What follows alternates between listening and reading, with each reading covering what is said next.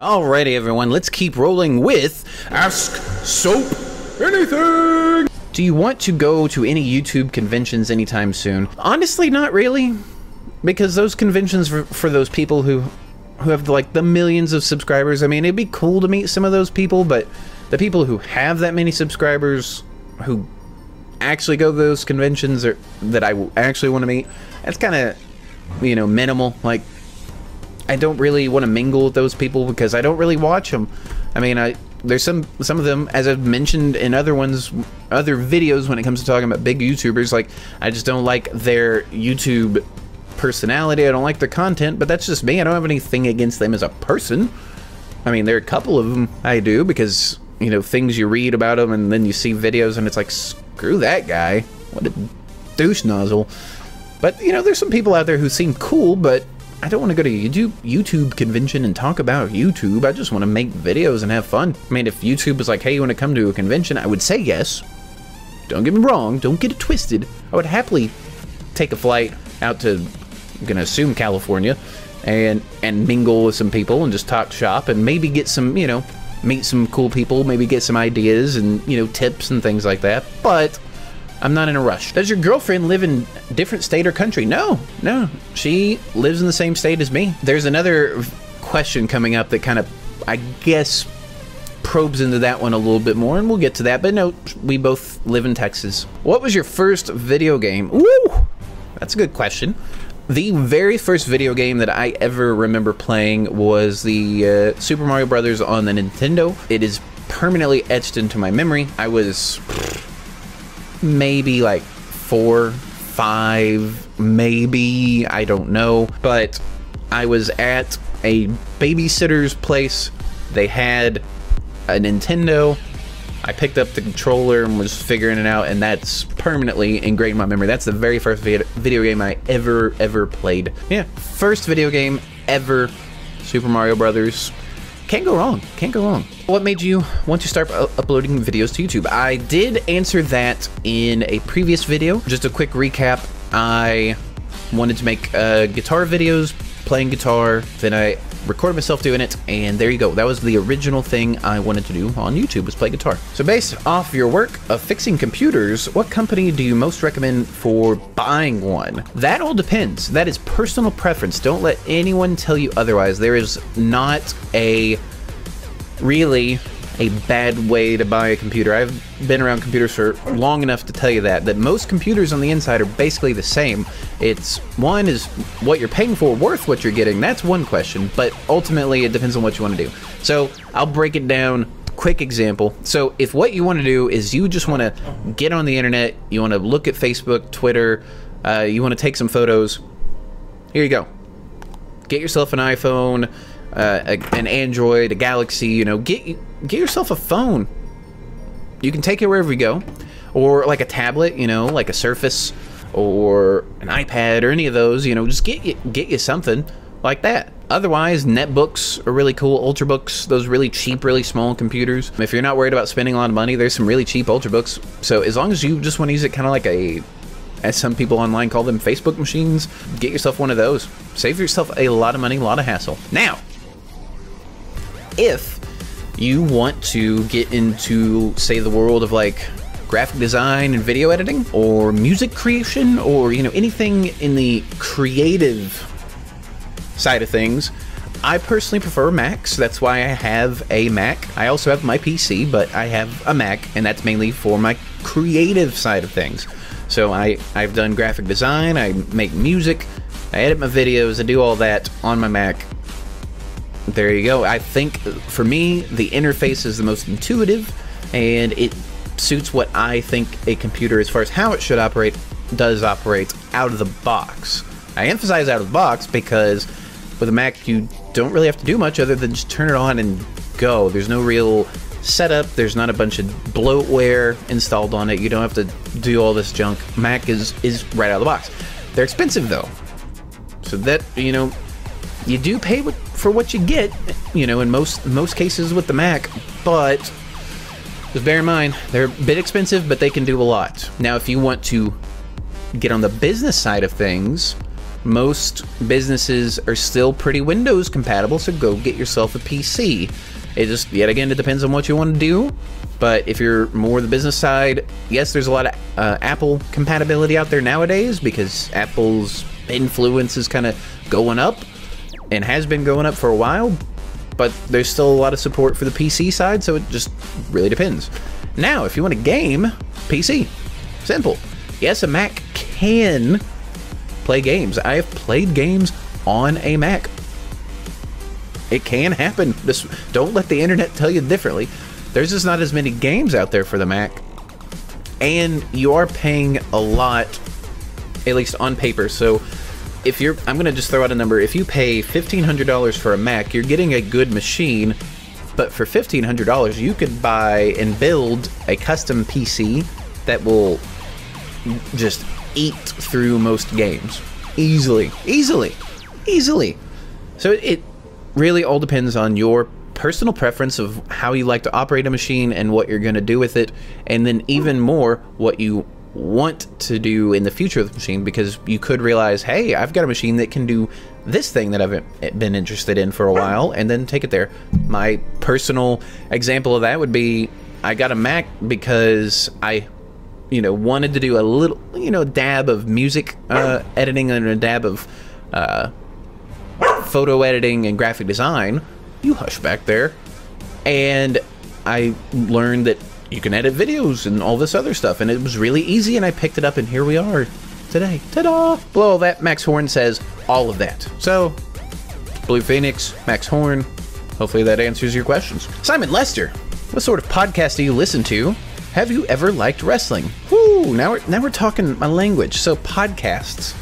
So let me open up the good old phone here, and I will tell you what podcasts I am currently subscribed to. Dan Carlin's Hardcore History, which, is there a new episode? There's a new episode of Hardcore History. I don't know if this will actually come through or not. It won't. It's too overexposed. Oh my god. Yes. Oh, Dan Carlin. You'll never see this, I don't think, but thank you. You just made my day. 4 hours and 16 minutes of world history. Oh my god.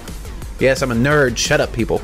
Oh, anyway. Dan Carlin's Hardcore History. Star Talk Radio. Neil deGrasse Tyson. I love you. Love you, Neil. I love you, Neil. The Nerdist Podcast. WTF. Mark Maron. The Rooster Teeth Podcast. The Steve Austin Show Unleashed, which that will answer that wrestling question. The Patch. Tested, and Serial. But Serial probably won't ever come back, so I'll probably unsubscribe from that. Those are the podcasts I am currently subscribed to and I listen to all the time.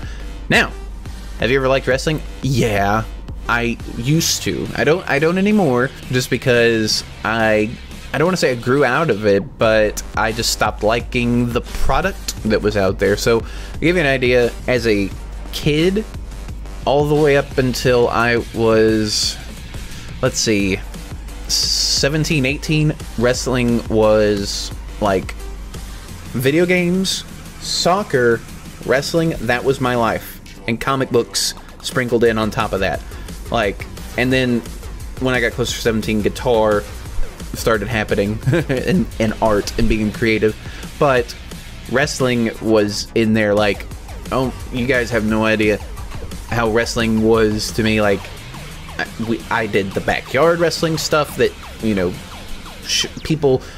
people doing what I did showed up on like 2020 and Dateline and shows like that. They were like, these backyard wrestling leagues, and I was like, I did that stuff. Backyard wrestling, the video games, I had the shirts, I had the actual championship belts, I had the action figures, I had posters, I was subscribed to the magazines, I would go out and buy the dirt sheets, as they were called, and you have no idea how huge of a wrestling fan I was. Like, I'm not ashamed to admit it, it was the most entertaining stuff to me as a kid. Like, all the way until I was like 17, 18, you have no idea. As far as favorite wrestler, at the time when I was a kid, it was Hulk Hogan, because everyone loved Hulk Hogan. Get some, brother. Oh, the pythons, the shirt, all of that, loved it. And then as I got older, let's see, there was the Heartbreak Kid. Shawn Michaels was definitely one of my favorites. And then Steve Austin, Stone Cold Steve Austin, to me was the man.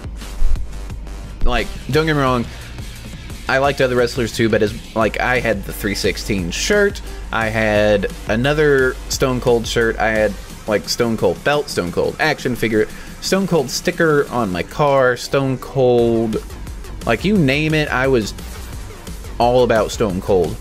All about Stone Cold Steve Austin. Now, the reason I'm subscribed to his podcast is because like they talk about stories from like way back in the day, like the behind the scenes stuff, the stuff you never really knew about. Not like, oh, the match was fixed or whatever. Not that, everyone knows that, but like stories like from on the road and stuff. And Stone Cold is hilarious. I had no idea he was that funny. He is a hilarious guy. And he's from Texas, like myself. So I support my own, definitely do. And I love listening to the Stone Cold podcast, the Unleashed one, because he cusses like crazy, and it's just hilarious. The family-friendly one, it's okay, but there's something about the Unleashed one, hilarious. But other than that, Kane, oh my god.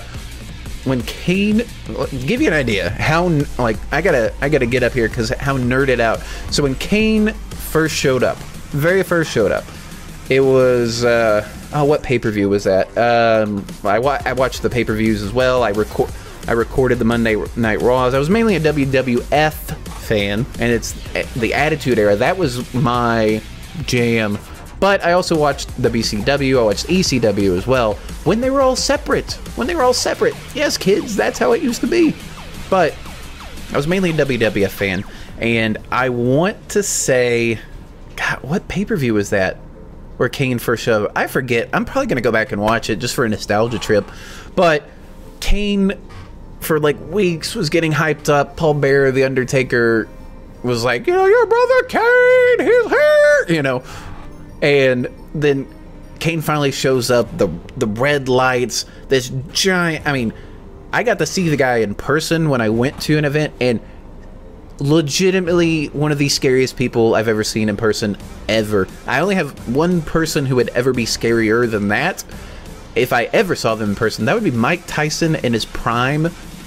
Like when he was, you know, Iron effing Mike Tyson and just destroyed everybody. If I ever saw him in person, and probably still today, I would be scared because he is the scariest person I've ever witnessed on television. But Kane, when he showed up on that pay-per-view, the red lights, the music, his music was so good.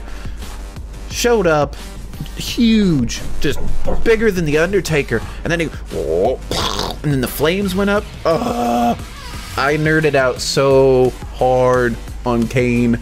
That character was... So anyway, the real nerd out was, so in one of my art classes, we had to make, not paper mache, it was another medium similar to paper mache, and I forget the name of it, but we had to make masks. So I made the Kane mask out of that, like full wearable, the whole nine, the red, the black, and then when he turned mainly black with the, like he had the full sleeve, it was all black, and mainly black with red, and the mask got black, I was just like, ah, do you see this? Do you see this? Like, he was the coolest thing ever. But still, Stone Cold was my favorite wrestler of all time. Like, at least up until I was a kid. What happened to him after I stopped watching? I don't know at all. Like, I got out of wrestling, like, hard. Because, namely, it was for a chick, and I haven't looked back. And then I went and tried to watch again, and I was like, this is kind of dumb. I don't like any of what I'm seeing, so I turned it off. Simple as that.